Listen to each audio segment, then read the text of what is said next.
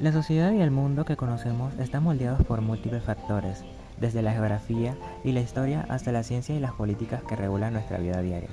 Panamá, por su posición estratégica, ha sido un punto clave en la interacción en diversas culturas y en el desarrollo de normativas que buscan organizar su crecimiento y su estabilidad. En este video exploraremos distintos aspectos fundamentales como la importancia de la geografía y también la identidad nacional, el papel del método científico en la construcción del conocimiento y el impacto de las regulaciones migratorias en la sociedad panameña. Centro Regional Universitario de Colón, Facultad de Administración de Empresas y Contabilidad, Licenciatura en Recursos Humanos. Muy buenas tardes, Magister José Ángel Martínez Flores. Mi nombre es Jeremy Ortega, junto a mi compañera Surizaida Eversley. En este video abordaremos el tema de la geografía de Panamá. Comencemos. Definición de geografía. La palabra geografía proviene del griego geo, que significa tierra, y grafos, que significa descripción, por lo que su significado literal es descripción de la tierra. En un sentido amplio, la geografía es la ciencia que estudia la superficie terrestre, las sociedades que la habitan y los territorios, paisajes, lugares o regiones que la conforman a través de sus interacciones. El objeto de estudio de la geografía es la descripción y análisis del planeta Tierra, abarcando la distribución y disposición de los elementos que conforman su superficie. El método científico en geografía. La geografía, al ser una ciencia, emplea el método científico para analizar los fenómenos espaciales y establecer principios generales sobre la organización del espacio terrestre. Este método permite obtener conocimientos objetivos y verificables a través de un proceso sistemático de investigación. Las ciencias auxiliares de la geografía. La geografía, al ser una ciencia interdisciplinaria, se apoya en diversas disciplinas auxiliares que le proporcionan herramientas conceptuales, metodológicas y técnicas para un análisis más profundo de los fenómenos espaciales y su dinámica. Estas ciencias permiten comprender mejor la relación entre el medio físico y las sociedades humanas, facilitando el estudio del espacio en sus múltiples dimensiones. La geología es una de las principales ciencias auxiliares de la geografía, ya que estudia la composición, estructura y evolución de la Tierra. Su aporte es fundamental en el análisis del relieve, la formación de montañas, la actividad sísmica y volcánica. La sociología complementa la geografía al estudiar la organización y dinámica de las comunidades humanas. Permite analizar fenómenos como la distribución de la población, la urbanización, las diferencias culturales y los patrones de asentamiento.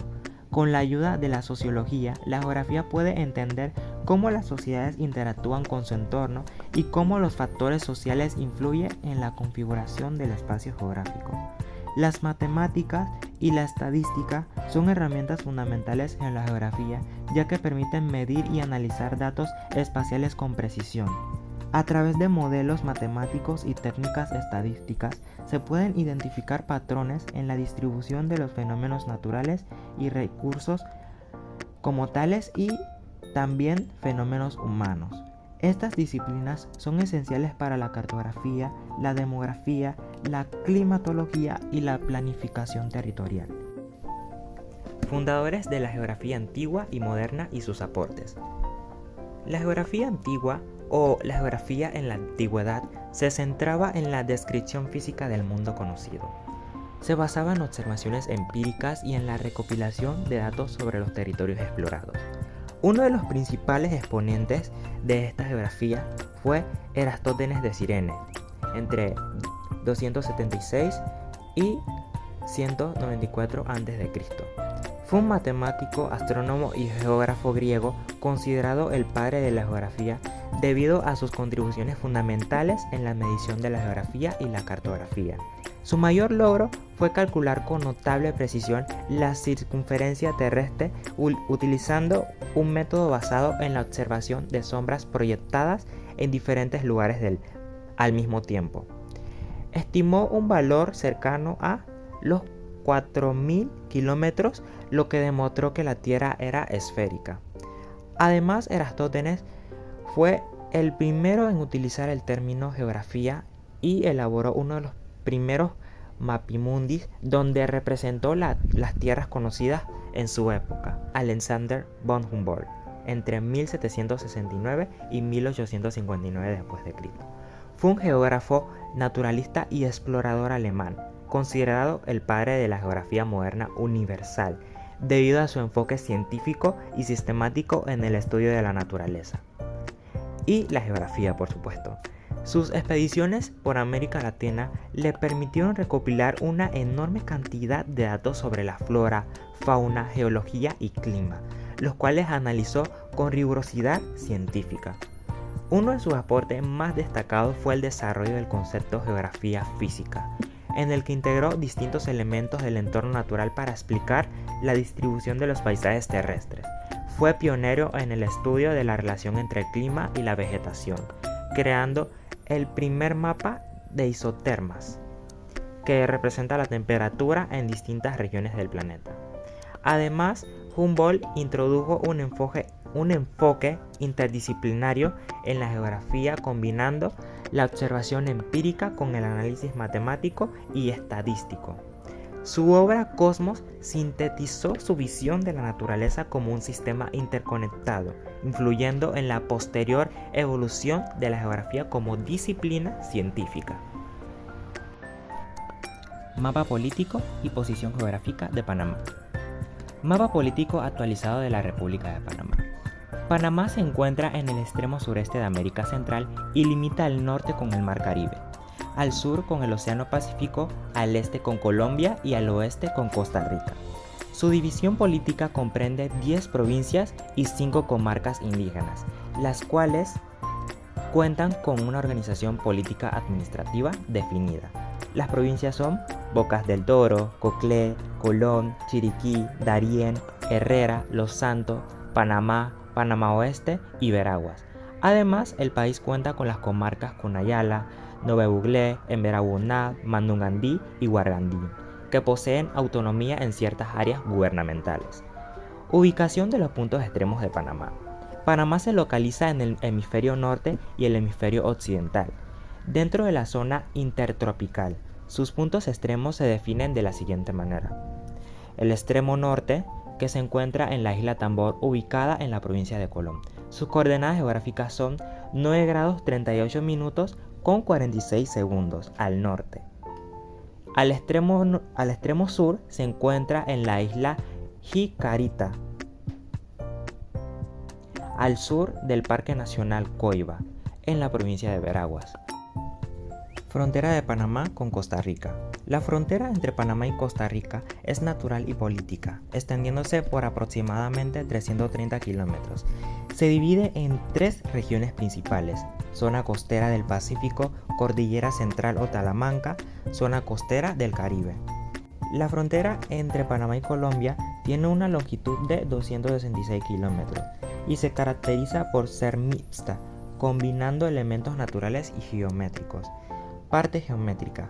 Se encuentra desde el Océano Pacífico hasta los altos del Aspavé, con una línea recta de 28 kilómetros.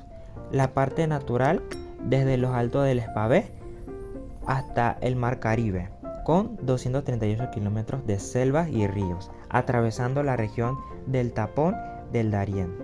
Entre las principales ventajas y desventajas de la posición geográfica de Panamá, podemos mencionar primordialmente las ventajas. 1. Que es un centro de comercio y transporte. Su ubicación estratégica ha convertido a Panamá en un importante hub logístico y financiero. 2. El Canal de Panamá. Su existencia permite el tránsito de mercancía entre el Atlántico y el Pacífico, favoreciendo el comercio internacional. 3. El turismo. La biodiversidad,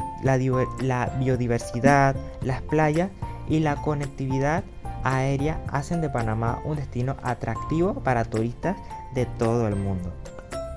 4. Centro financiero, en el que se pueden encontrar más de 150 bancos internacionales, y lo cual fortalece muchísimo a su economía.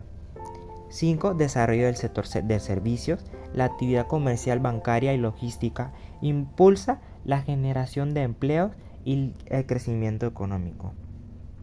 Ahora continuamos con las desventajas. La primera sería desigualdad socioeconómica, que es la concentración de riqueza en las ciudades de Panamá y Colón, que han generado disparidades económicas con el resto del país. Alta dependencia del sector terciario. La economía depende en gran medida de los servicios, relegando a la agricultura y la industria. Leyes por las cuales se crean cada comarca indígena en la actualidad.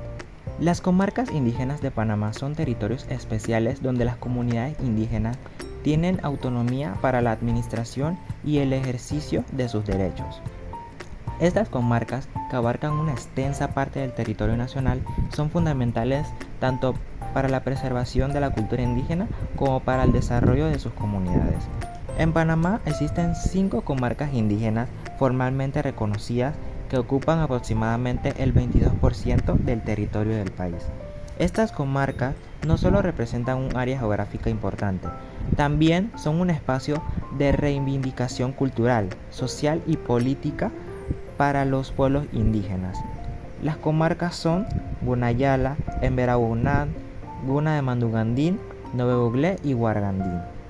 Cada una de estas comarcas fueron creadas por las leyes específicas que reconocen sus territorios y garantizan derechos especiales para sus habitantes.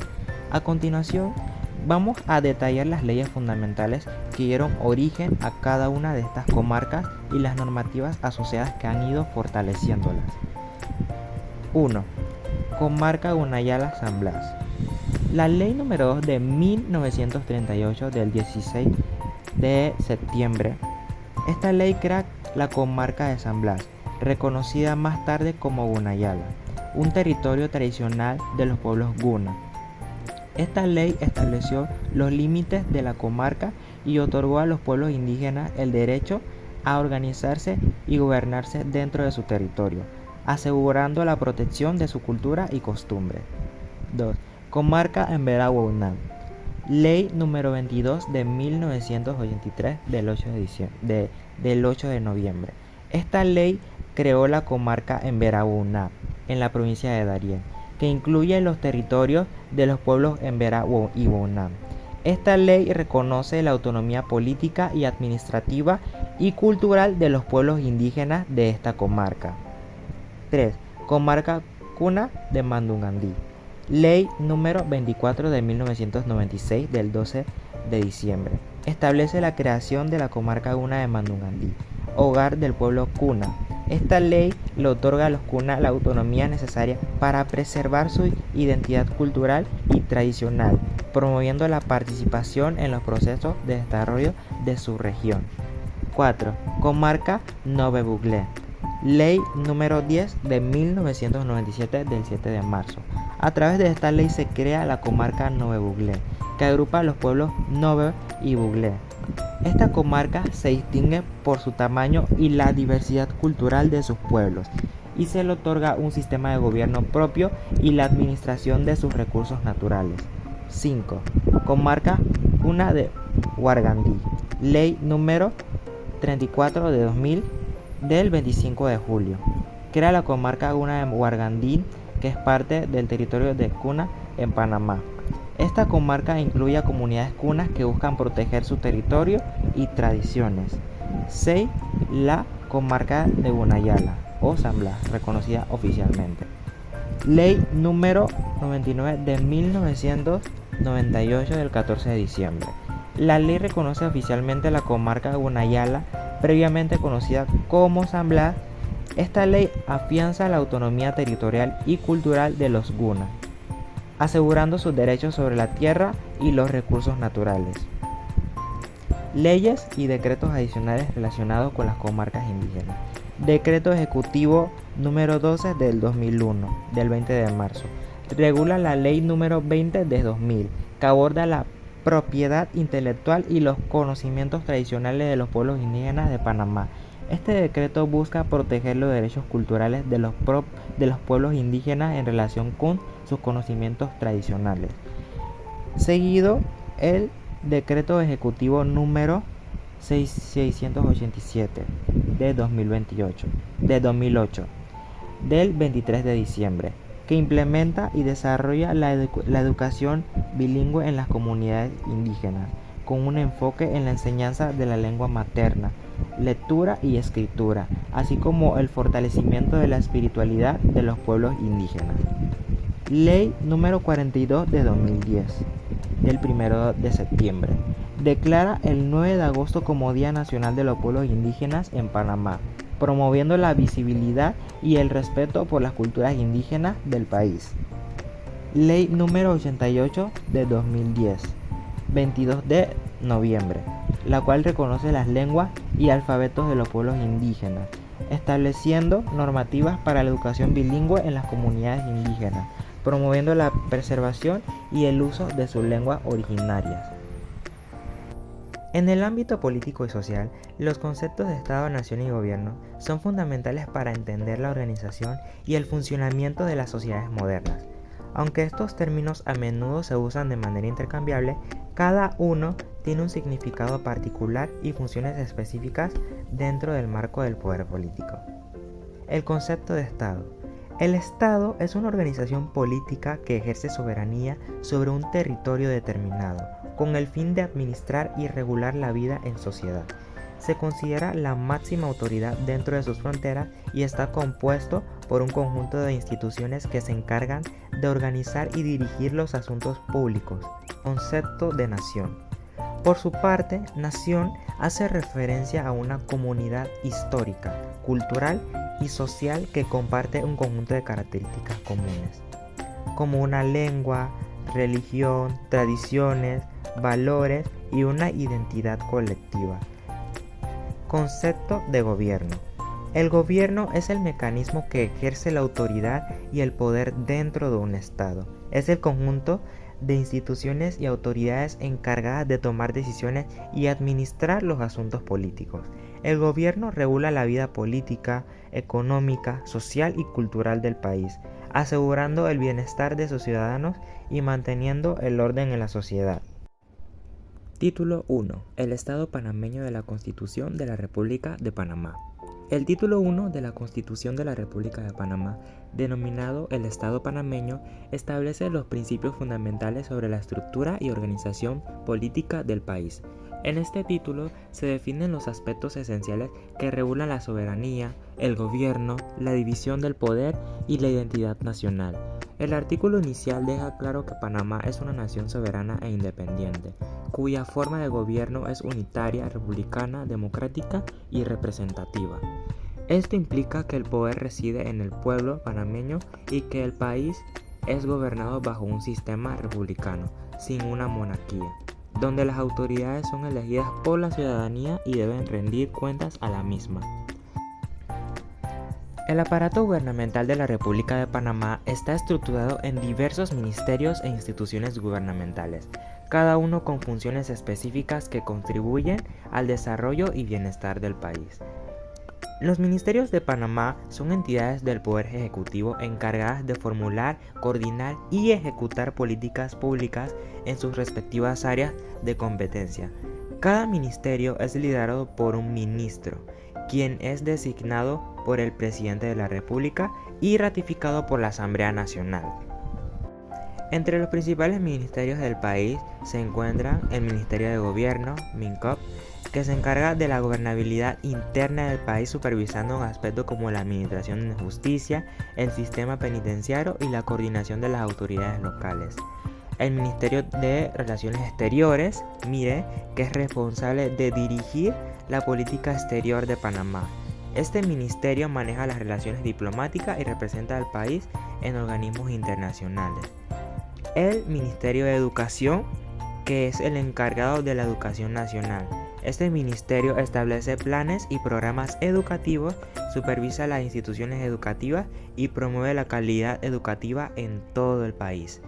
Y el Ministerio de Educación, MINSA, que vela por la salud pública mediante la implementación de políticas sanitarias, la coordinación de servicios de atención médica y la ejecución de programas de prevención de enfermedades, entre muchos otros ministerios que son muy esenciales para la estructuración de este sector de Panamá. Además de los ministerios, Panamá cuenta con diversas instituciones gubernamentales que desempeñan funciones específicas en distintos sectores. Estas entidades, muchas de ellas descentralizadas, operan con cierto grado de autonomía y se enfocan en áreas particulares de la administración pública. Algunas de las instituciones gubernamentales más esenciales del país se encuentran la Autoridad de la Micro, Pequeña y Mediana Empresa, AMPYME, que fomenta el desarrollo y la competitividad de las pequeñas empresas en desarrollo, mediante estos programas de apoyo, capacitación y financiamiento. Su labor es clave para fortalecer el emprendimiento y generar empleo. Por otra parte, tenemos la Autoridad de los Recursos Acuáticos de Panamá, ARAP, que regula y promueve el uso sostenible de los recursos marinos y acuáticos, asegurando la conservación de la biodiversidad y el aprovechamiento responsable de estos recursos. También se encuentra la Autoridad del Tránsito y Transporte Terrestre, ATTT, que regula el tránsito vehicular, el transporte público y privado y emite licencias de conducir, contribuyendo a la seguridad y eficiencia en la movilidad terrestre. El Instituto Panameño de Deportes, PANDeportes, que impulsa el desarrollo del deporte y la recreación en el país, brindando apoyo a atletas y fomentando la cultura deportiva en la sociedad. El título 3 de la Constitución panameña. Este título establece los derechos y deberes individuales y sociales, definiendo las bases sobre las cuales se rige la convivencia en el país. En este apartado se consagran los principios fundamentales que garantizan la dignidad, la libertad y la igualdad de todas las personas dentro del territorio nacional, así como las responsabilidades del Estado y de sus ciudadanos para asegurar un orden justo. Uno de los pilares fundamentales de este título es la protección de los derechos humanos. Se establece que las autoridades del país tienen el deber de proteger la vida, el honor y los bienes de los ciudadanos panameños y extranjeros bajo su jurisdicción. Además, se aclara que los derechos constitucionales no son limitativos, sino que representan un mínimo de garantías que pueden ampliarse para fortalecer la dignidad humana. Estatus migratorio y las causales a la deportación. El estatus migratorio en Panamá se refiere a la condición legal bajo la cual una persona extranjera se encuentra en el país, ya sea como turista, residente temporal o permanente, o bajo alguna categoría especial establecida en la legislación migratoria. La normativa panameña regula estrictamente la permanencia de los extranjeros en el territorio nacional y establece las condiciones bajo las cuales pueden ser deportados en caso de incumplimiento de la ley. La deportación es una medida administrativa aplicada por el Servicio Nacional de Migración para expulsar a una persona extranjera del país cuando ésta incurre en ciertas faltas establecidas en la legislación migratoria. Estas causales de deportación están reguladas principalmente en el Decreto Ley número 3 del 22 de febrero de 2008, que reorganiza el Servicio Nacional de Migración y establece el régimen migratorio en Panamá, así como en sus reglamentos y otras normativas complementarias. Causales de deportación en Panamá.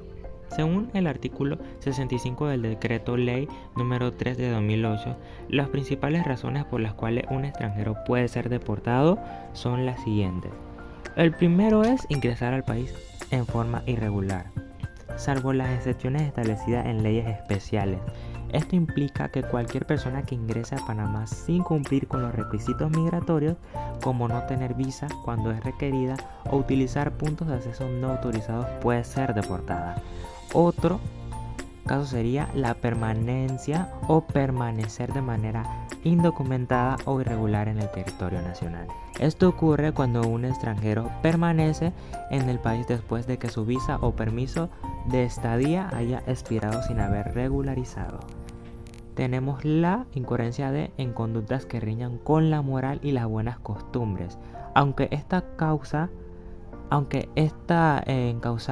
es más subjetiva, más bien, y se refiere a actos que afecten el orden público, como el ejercicio de actividades ilegales, comportamientos escandalosos en la vía pública o prácticas que vayan en contra de normas de convivencia social. Además, también podemos ver que se encuentra en caso de que la persona incumpla o haya cumplido pena de prisión. Un extranjero que ha sido condenado y ha cumplido una pena privativa de libertad puede ser deportado tras su liberación, especialmente si el delito es grave o afecta a la seguridad del país. Atentar contra la seguridad pública, la defensa nacional y la salubridad pública. Esto incluye actos de terrorismo, delincuencia organizada, tráfico de drogas, trata de personas, participación en grupos armados ilegales, entre otros. También aplica a personas con enfermedades contagiosas peligrosas que representen un riesgo para la salud pública y que no se sometan a tratamiento. También se encuentra de presentar declaraciones falsas o documentos fraudulentos, alterados o falsificados para obtener visa o permiso en las categorías de no residente, residente temporal o residente permanente. El decreto 269 es del 29 de mayo de 2017 y el decreto ejecutivo número 114 del 30 de agosto de 2018.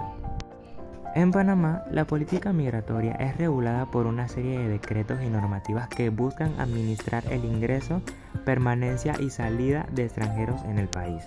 Dos de estas regulaciones son el Decreto Ejecutivo 269 de 2017 y el Decreto Ejecutivo 114 de 2018, los cuales establecen restricciones y facilidades para la entrada de extranjeros según su nacionalidad y situación migratoria.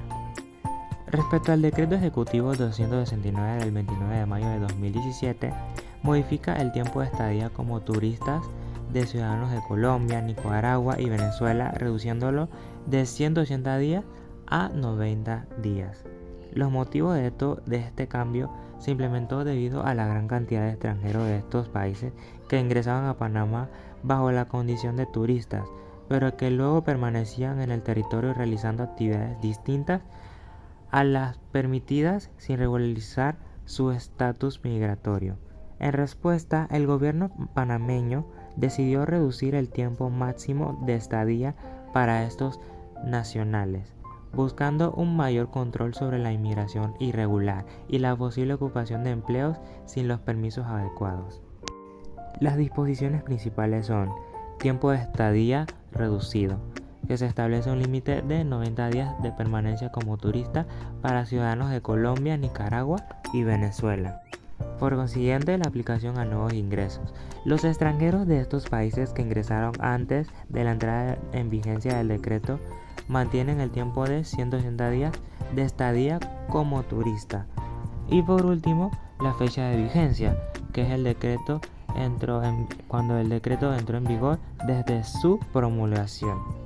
Este ajuste migratorio fue una medida de control ante el aumento de la migración de estas nacionalidades, lo que generaba preocupaciones sobre el impacto en la economía y el mercado laboral panameño.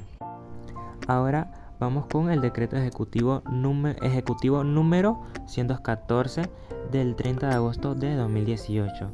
Este decreto flexibiliza los requisitos de entrada para extranjeros que necesitan visa para ingresar a Panamá, siempre y cuando cuente con una visa Schengen o una residencia vigente en la Unión Europea. Las principales motivaciones son el gobierno panameño, el cual implementó esta medida con el objetivo de facilitar la entrada de viajeros con antecedentes migratorios confiables y que ya habían sido evaluados por sistemas migratorios europeos. Además, se alinea con acuerdos de reciprocidad y cooperación migratoria con otros países. Algunas disposiciones principales son la exención de visa, la cual se elimina el requisito de visa para turistas que posean una visa Schengen o una residencia de la Unión Europea. Los requisitos de validez son la visa debe ser múltiple, o sea, permitiendo múltiples ingresos. Debe haber sido utilizada previamente en el país que la otorgó y debe tener una vigencia mínima de 1 año al momento de ingresar a Panamá. Y por último, la fecha de vigencia, que es el decreto entró en vigor tras su promulgación.